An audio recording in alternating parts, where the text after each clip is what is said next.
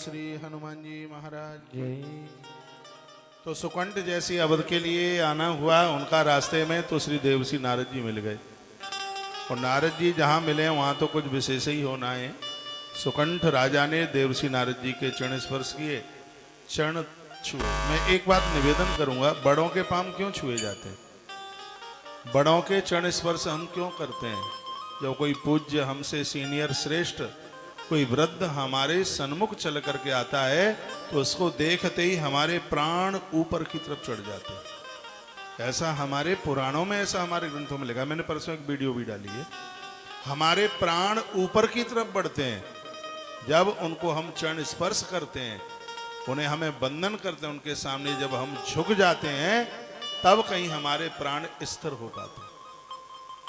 इसलिए अपने आप को बहुत स्वस्थ रखने के लिए हमें बड़ों का चरण वंदन, बड़ों को प्रणाम करना चाहिए। प्रणाम करने से एक नए भाग्य का तो सृजन होता ही है। प्रणाम करने से एक अंतर में एक नवीन विचार जागते हैं। इसलिए परंपरा अनादिकाल से चलती हुई आ रही है। प्रभु राम को देखिए, प्रातः काल उठकर रघुनाथा, भगवान सुबह ही जागते हैं, सब बड़े बूढ़ों को वंदन करते हैं, प्रणाम करते हैं। और देखिए आप श्री कृष्ण को देखिए, भगवान श्री कृष्ण जब जब हस्तिनापुर में चल करके आए तो उन्होंने युधिष्ठिर और भीम के हमेशा चरण छुए, अर्जुन को गले से मिले, नकुल और सहदेव के ऊपर उन्होंने बड़ा दुलार किया। क्यों? नकुल सहदेव छोटे हैं, छोटों को दुलार किया जाता है, बराबर वालों को गले मिला जाता है और बड़ों के चरण छुए जाते हैं। भागवत में वर्णन है कि भगवान श्री कृष्ण कभी भीम और युधिष्ठिर के चरण छुए बिना वो कभी चूके नहीं कभी। तो देवसी नारद जी के चरण स्पर्श किए गए, चरण छुए गए। नारद जी ने पूछा सुकंठ को, राजा कहाँ जा रहे?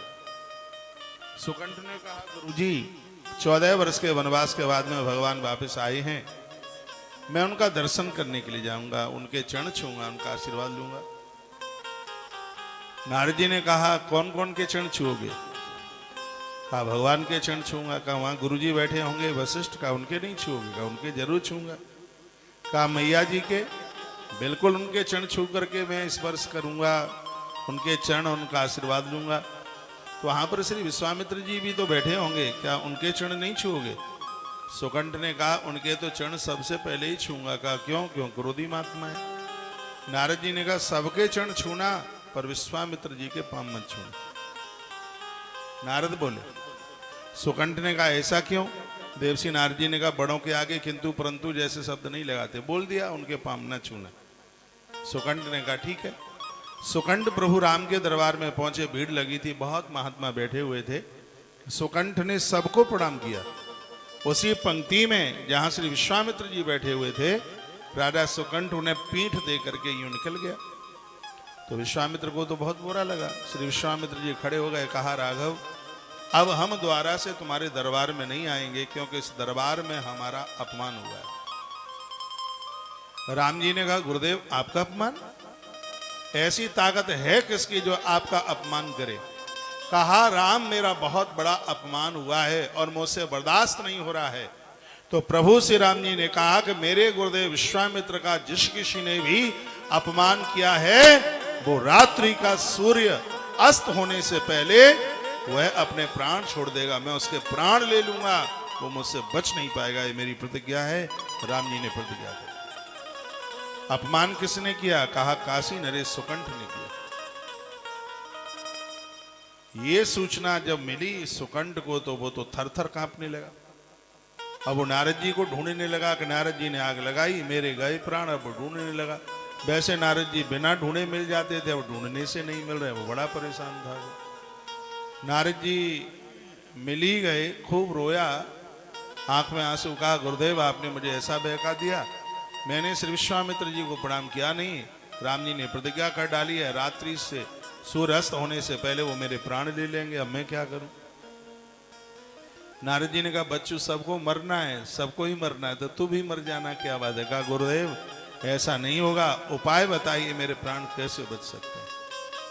देव श्री नारद जी ने कहा एक ही बस इसका उपाय है, हनुमान जी की मां अंजना के पास जाइए, यदि तुम्हें चिरंजीवी का आशीर्वाद मां अंजना ने दे दिया तो प्रभु राम भी तुम्हारे प्राण नहीं ले सकते। माताओं के आशीर्वाद की इतनी बड़ी महिमा है।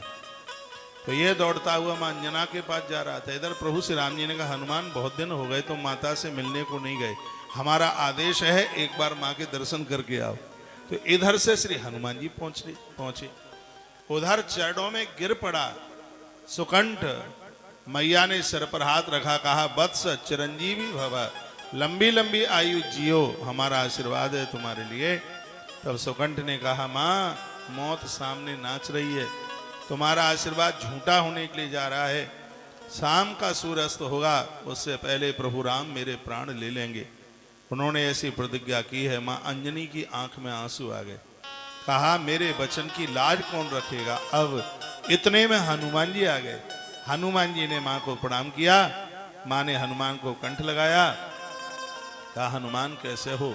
हनुमान ने कहा, मां मैं तो ठीक हूं, लेकिन मां तुमको सुस्त उदास दिखाई दे रही हो। अंजनी माता ने कहा, पुत्र मैं उदास हूं। कहा, हुआ क्या। पहले तो तू वचन दे, तू करने में समर्थ है, तो क्या मेरे वचन को तू निभाएगा। हनुमान जी ने कहा, हे मां प्राण की आहुति डाल करके भी यदि तेरे वचन को निभाया जाएगा तो मैं निभाऊंगा, बस तू आदेश कर दे, आज्ञा कर दे। अंजनी रो पड़ी और कहने लगी, पुत्र हनुमान ये सुकंठ बहुत भला है, बहुत सीधा है, काशी नरेश है, विश्वनाथ का ये परम भक्त है, राम का बहुत परम भक्त है।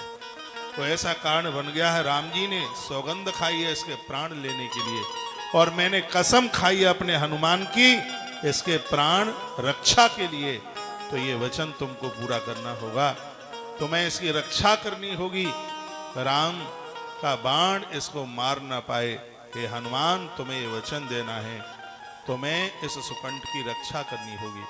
हनुमान जी ने कहा, मां संजीवनी लेने के लिए गया तब भी इतना कठिन काम नहीं था जितना कि तूने कठिन काम बता दिया।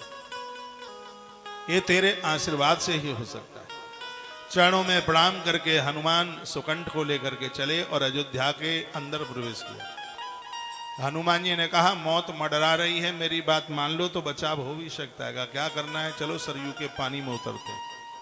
सरयू के पानी में सुकंठ को उतारा और कहा, राम धुन शुरू कर दो, कीर्तन करो, श्री राम जय राम जय जय राम, श्री राम जय राम जय जय राम। दोनों गा रहे हैं, दोनों गा रहे हैं, श्री राम जय राम जय जय राम, श्री राम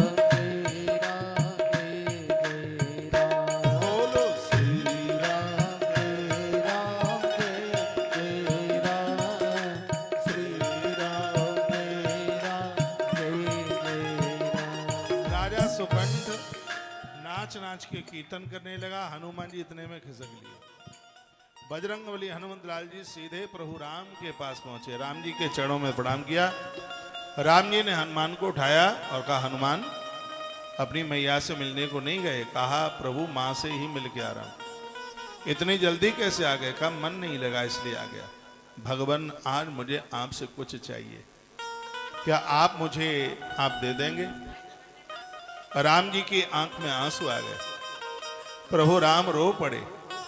और सुनिए, देने में आदमी कितना उदार होना चाहिए। प्रभु राम रो रो करके कहते, हनुमान जिस दिन मेरी राजगद्दी हुई थी उस दिन भी मैं इतना प्रसन्न नहीं हुआ जितना कि मैं आज प्रसन्न हुआ हूं, क्योंकि आज मेरे हनुमान ने कुछ मांगने के लिए मुंह तो खोला। मैं रोज यही सोचता रहता था, हनुमान ने मेरी इतनी सेवा की है, क्या हनुमान कभी मुझसे कुछ मांग पाएगा। आज मैं अति प्रसन्न हूं कि तुमने मांगने के लिए अपना मुंह खोला। हनुमान जो तुम मांगोगे राम से आज तुम वही पाओगे, मांग लो क्या चाहिए। हनुमान जी की आंख में आंसू आ गए। सरकार के चरण पकड़ लिए और कहा, भगवान मुझे आज आपसे 2 वरदान चाहिए। पहले वरदान में तो मुझे यह मांगे दे दो, जो तुम्हारे नाम का कीर्तन करे तुम्हारा पुत्र हनुमान उस भगत के लिए कवच बन करके खड़ा हो जाए, उसका संग में कभी ना छोड़ूं, जो आपके नाम का उच्चारण करे, जो आपको भजे, उस स्थान को मैं छोड़ करके कभी भी ना जाऊं, उसकी रक्षा में डटा रहूं, उसका बाल बांका नहीं होने दूं। ये मुझे मांगे आप दे दीजिए। राम जी ने कहा, हनुमान वचन तो मैंने दिया, जो मेरा नाम लेगा तो उसके प्राणों की रक्षा के लिए खड़ा रहेगा कवच के रूप में, लेकिन मुझे शांति नहीं मिली। मैं संतुष्ट नहीं हुआ, क्योंकि तूने मांगा तो सही, लेकिन अपने लिए तो तूने कुछ मांगा ही नहीं। हनुमान साधु हैं, संत हैं, साधुओं के रखवारे हैं। वो जो महापुरुषों की जिंदगी जीते हैं, वो कभी अपने लिए तो मांगते ही नहीं, क्योंकि परमार्थ के कार्य साधुन धरा शरीर, उनका तो जीवन ही परमार्थ के लिए होता है। उनकी अपनी कोई ऐसी मांग नहीं होती, उनका जीवन, उनकी जिंदगी ही दूसरों के लिए होती है। हनुमान संतुष्टि नहीं मिली, दूसरे वरदान में कुछ अपने लिए मांग लेना तो मुझे खुशी होगी। हनुमान जी ने दूसरे वरदान में क्या मांगा? हनुमान जी कहते हैं कि भगवान पहला वरदान आपने दिया, सुनिए, दूसरे वरदान में मुझे आपसे जो चाहत है, आपसे जो मांग है, वो ये है कि भगवान जो तुम्हारे नाम का उच्चारण करे उसके प्राण आपका बाण भी न ले पाए, ये मांगे दोगे। आपका अमोघ बाण है, आपने बाण छोड़ दिया तो 3 लोक 14 भुवन में कोई बच नहीं सकता, ये सबको पता है। लेकिन भगवान आपसे मांग मेरी इतनी सी है, जो आपके नाम का उच्चारण कर रहा हो, हनुमान जी कहते हैं, जो आपके नाम का उच्चारण कर रहा हो, आपके नाम का कीर्तन कर रहा हो, आपका बाण भी उसके प्राण ना ले पाए तो और तो कौन प्राण उसके ले लेगा, ये मांगे दे दीजिएगा। राम जी तो अपना वचन ही भूल गए कि मैंने विश्वामित्र को क्या बोला है। उन्होंने कहा, बेटा ये भी वरदान, ये भी वचन मैंने दिया। बस प्रभु के चरणों में प्रणाम करते हुए हनुमान जी वहां से चले, सीधे सरयू के जल में उतर गए और कहा, बच्चों काम बन गया। और तो तालियां बजा बजा करके भगवान का कीर्तन कर बोल दिया, श्री राम जय राम जय जय राम, श्री राम जय राम जय जय राम, बोलो श्री राम जय राम जय जय राम, श्री राम जय राम जय जय राम, श्री राम जय राम जय जय राम, श्री राम जय राम जय जय राम, श्री राम जय राम जय जय राम, श्री राम जय राम जय जय राम, श्री राम जय राम जय जय राम, श्री राम जय राम जय जय। हनुमान जी खड़ताल बजा रहे हैं और सुकंठ बड़ी जोर जोर से कीर्तन कर रहा है, पानी के अंदर ही नाच रहा है आनंद के साथ। इधर संध्या का सूर्य अस्तांचल की तरफ जाने वाला था, अभी डूबा नहीं था पर तैयारी थी। श्री विश्वामित्र जी ने कहा कि राम तुम अपना वचन भूल गए, तुमने कहा था कि मैं सुकंठ के प्राण ले लूंगा जिसने तुम्हारा अपमान किया है, लेकिन अभी तक तो तुमने प्राण लिए नहीं। उतने में ही प्रभु श्री राम जी को आवेश आया, उन्होंने तरकस का बाण निकाला, प्रत्यंचा खींची और बाण छोड़ दिया। बाण चला सुकंठ राजा की तरफ, लेकिन वो तो वचन दे चुके थे, जो राम का नाम लेगा उसको मेरा बाण छू भी नहीं पाएगा। तो हुआ क्या कि वो बाण सुकंठ की और हनुमान की परिक्रमा करता हुआ प्रभु श्री राम जी के तरकस में ही आके घुस गया। राम जी को आश्चर्य हुआ और कहा कि ये हुआ तो क्या, ये क्या हुआ, मेरा बाण तो कभी खाली जाता नहीं, वापस कैसे आया। प्रभु श्री राम जी ने दूसरा इधर बाण निकाला, इधर हनुमान जी ने कहा कि वरदान बिल्कुल सही है, अभी तक प्रभु राम का नाम लेते रहे, इसमें माता जी का और जोड़ दो, सीता राम सीता राम, सीता राम बोलो सीता राम, बोलो सीता राम बोलो सीता राम, सीता राम बोलो सीता राम, सीता राम बोलो सीता राम, सीता राम बोलो सीता राम, सीता राम बोलो सीता राम, सीता राम बोलो सीता राम, सीता राम बोलो सीता राम, सीता राम बोलो सीता राम। प्रभु श्री राम जी ने फिर द्वारा से बाण निकाला प्रत्यंचा के ऊपर चढ़ाया और बाण छोड़ दिया।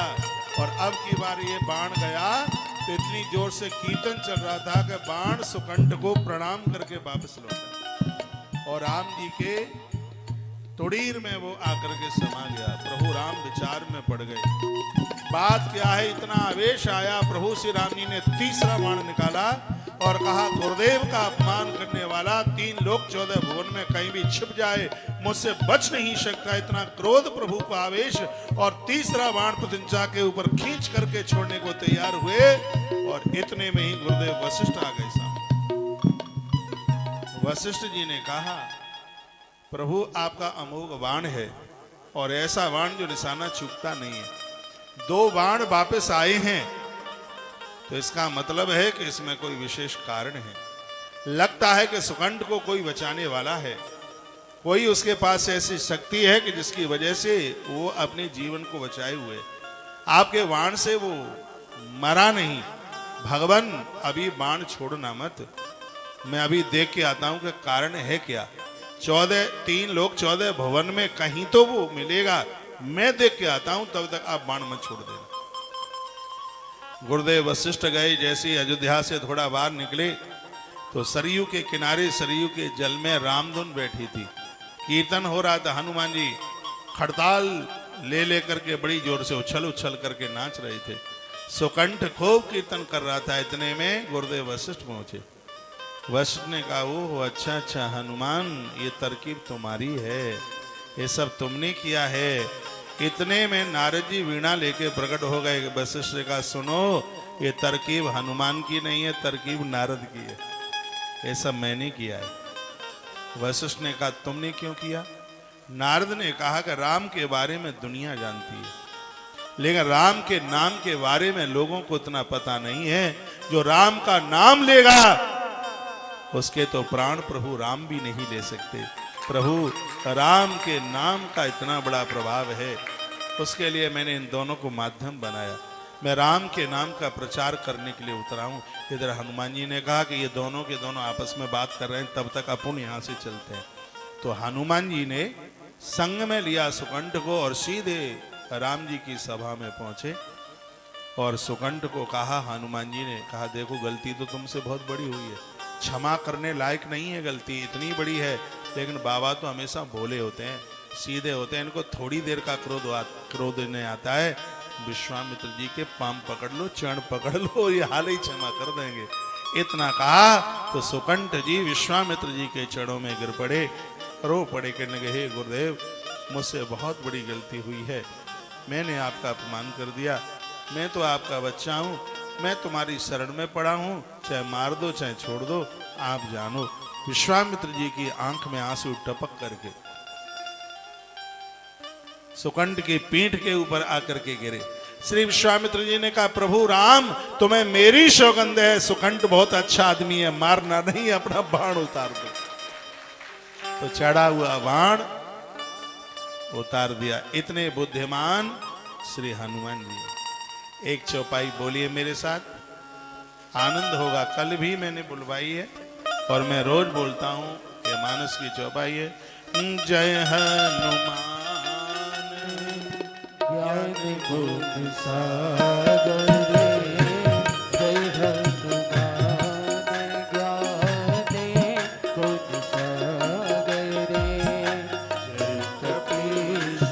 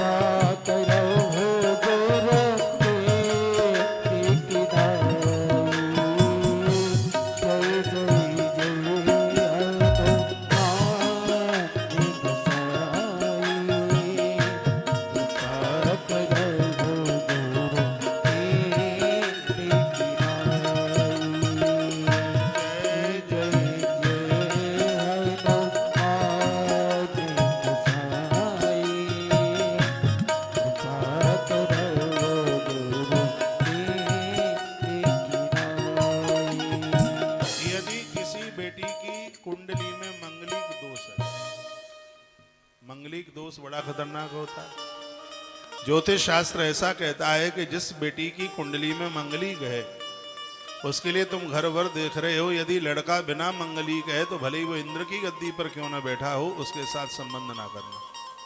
मंगलीक दोष कोख को भरने नहीं देता, संतान का जन्म नहीं होने देता, पति पत्नी में बनने नहीं देता।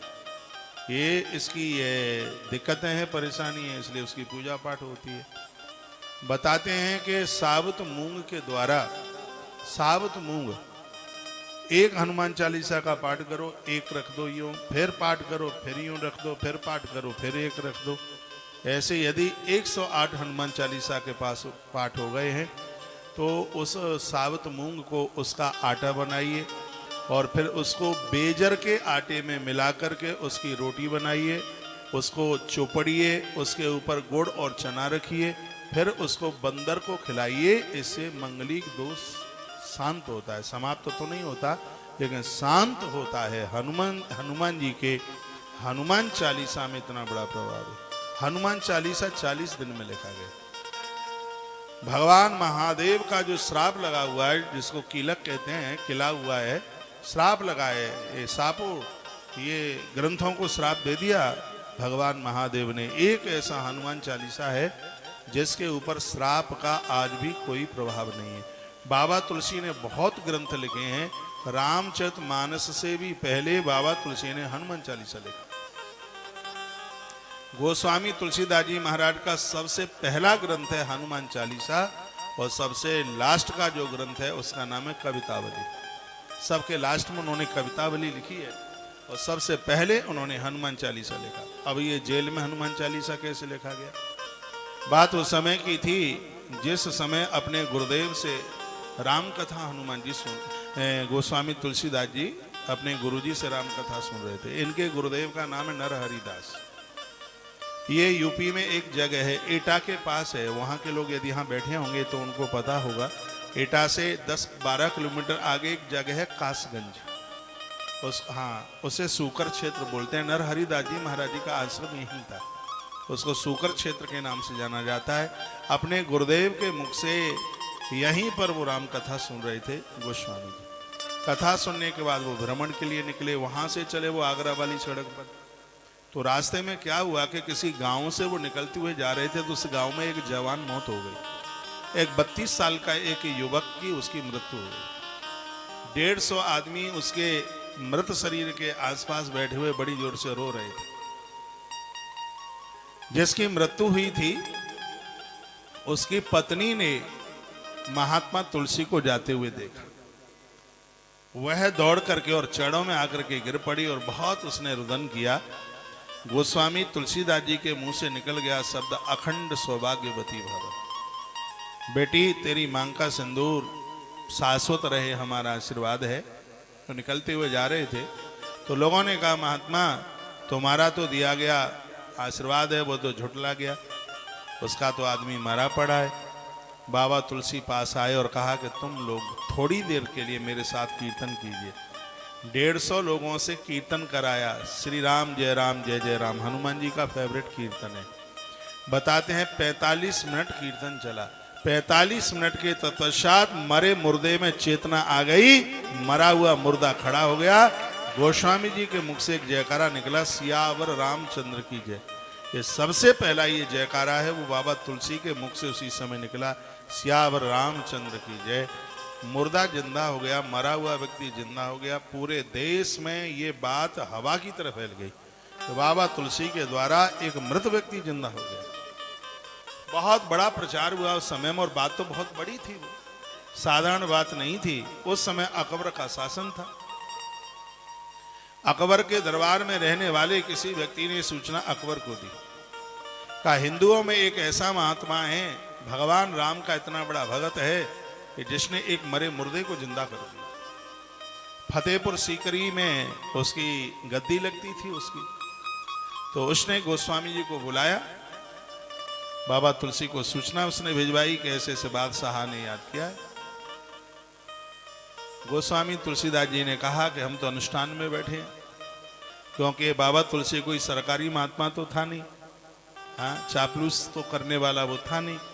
उसने कहा मैं आ नहीं पाऊंगा, मैं इस समय भगवान के किसी विशेष कार्य में हूं। तो अकबर को बहुत बुरा लगा और अकबर ने अपने अनुयायियों को भेजा, जबरदस्ती से तुलसीदास जी को उठवाकर और फतेहपुर सीकरी की जेल में ले जाकर के बंद कर दिया। निर्दोष, कोई भी उनकी कोई गलती नहीं थी, बस ये था कि उसके हुक्म को नहीं माना, उनको जेल खाने में बंद कर दिया। अब तुलसी ने सोचा कि जेल में तो हम लगी गए हैं, करें क्या। तो पहले दिन में उन्होंने एक चौपाई लिखी, दूसरे दिन में दूसरी चौपाई लिखी, 40वें दिन में उन्होंने लास्ट की चौपाई लिखी। लास्ट की चौपाई क्या थी? जो ये पढ़े हनुमान चालीसा, जो ये पढ़ हनुमान चालीसा, होए सुख साखी गौरीसा। जो यज पढ़े हनुमान चालीसा, जो यज पढ़े हनुमान चालीसा, होए सुख साखी गौरीसा। जो यज पढ़े हनुमान चालीसा, होए सुख साखी गौरीसा। कहते हैं जो हनुमान चालीसा को पढ़ेगा, इसके साक्षी भगवान महादेव हैं, उसका भजन सिद्ध हो जाएगा, उसकी आराधना को भगवान स्वीकार कर लेगा। उन्होंने 40वीं चौपाई जैसे ही लिखी, उसी समय बादशाह अकबर के भवन के किले के आसपास अनगिनत हजारों बंदर ही बंदर, ये ना पता लगे कि बंदर है कितने। राजा भयभीत होकर के कांपने लगा, डरने लगा कि ये हुआ कैसे, क्या हुआ। तब किसी ने कहा कि हिंदुओं के महात्मा का तुमने अपराध किया है, ये बंदर नहीं, ये सवरे हनुमान जी के रूप हैं, ये तुम्हें जिंदा छोड़ेंगे नहीं। अकबर घुटुअन पड़ गया और हाथ जोड़ करके कहने लगा कि यदि तुम हनुमान हो तो बस मुझे इतना सा रास्ता दे दो कि मैं माफी मांगने के लिए महात्मा के चरण तक मैं पहुंच सकूं। बंदर दोनों तरफ से रास्ता देकर इधर उधर हो गए। अकबर जेल में पहुंचा, गोस्वामी जी के चरणों में लंबा होकर के लेट गया और खूब रोया, कहने लगा मुझसे गलती हो गई है, मुझे क्षमा कर दो। बाबा तुलसी ने कहा कि आज ही फतेहपुर सीकरी छोड़ करके चला जा, नहीं तो तेरे माथे के टुकड़े टुकड़े हो जाएंगे, और जब तक जिंदा रहे तब तक लौट करके यहाँ दोबारा आना मत। वहीं से अकबर ने दिल्ली को अपनी गद्दी बनाया, जब तक जिंदा रहा वो फतेहपुर सीकरी लौट करके नहीं गया। हनुमान चालीसा की रचना यूपी के फतेहपुर सीकरी, भरतपुर रोड पे पड़ता है ये स्थान। आगरा से आप भरतपुर के लिए जाएंगे तो ये शहर रास्ते में पड़ता है, फतेहपुर सीकरी।